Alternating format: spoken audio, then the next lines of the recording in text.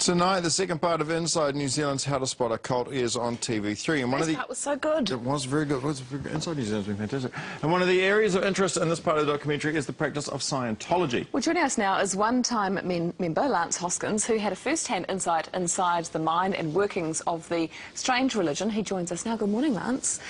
Good morning. You were with Scientology for 20-plus years. Mm-hmm.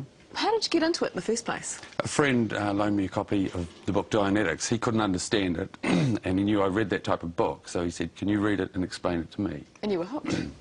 Yeah, it promises great things for people. Well, what does, I mean, when you read that first book, what is the initial promise to get you in there? He talks about a state known as clear, where a person gets rid of all their problems, all their upsets, all their psychosomatic illnesses, all their phobias, that type of thing. And it's a really desirable thing, you know. So that hooks you. You go, well, I'd like that, and I'd like to see other people get that. You also managed to get a number of your family and friends into Scientology as well. Yeah, I was a pro at it. There's training you do on how to get people recruited for Scientology, and I really excelled at that. At what point did you kind of realise, hang on, I'm not here to get clear? You know, you describe it as a business that's there to rip people off in a way. At what point did you realise that? Well, you don't ever realise it until you get out for about 2 weeks. While you're still surrounded by it, you're continually under the influence of that mindset. So for me, I got out, you know, like I wasn't contracted on staff anymore, and then you get to a point where you think, well, I'm going to go on the internet and see what I can find out about for myself, and that's where you go, I've been conned. But you lasted 23 years, though. What was the breaking point that made you think, this isn't for me anymore? I'm presuming that you spent more of your life in Scientology by that stage than you had out. Yeah.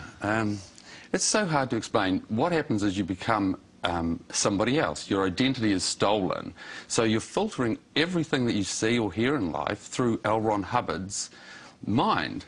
So you're not actually thinking for yourself. Yeah. And so you don't ever think, oh, I must get out of here, because it's not part of the L. Ron Hubbard brainwashing program.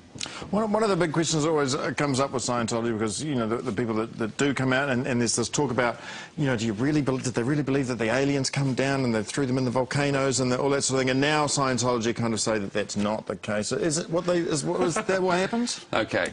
You don't get thrown that sort of stuff when you walk in the door. Hubbard uses that whole thing as a teaser to keep you involved. And you've got to endure a lot of mind control before you get up to that level to find out about it, and pay a lot of money. So you get told that secret about Xenu and all that, you know, volcanoes and stuff. When you're so committed and so involved, you've got no other option but to believe it. You're so grateful to have been led into this little club, I guess. Yes, that's right. It's a mystery, and you finally go, oh, now I understand how the universe was formed and that type of thing. Why do the celebrities get into it, do you think? Because they're vulnerable. I mean, you put out a great movie, everyone loves you, and then you put out a turkey, you know, it's hell for them. Lance, what has being involved in this doco been like for you? Well, it is empowering, because for up until now, nobody's been willing to speak out against Scientology. As soon as you do, they'll have lawyers sending you threatening letters like these, which I have here, right? These guys are serious at keeping you quiet. But since the documentary screened, I've seen other people that I've known from years ago are starting to come out and tell what they experienced too.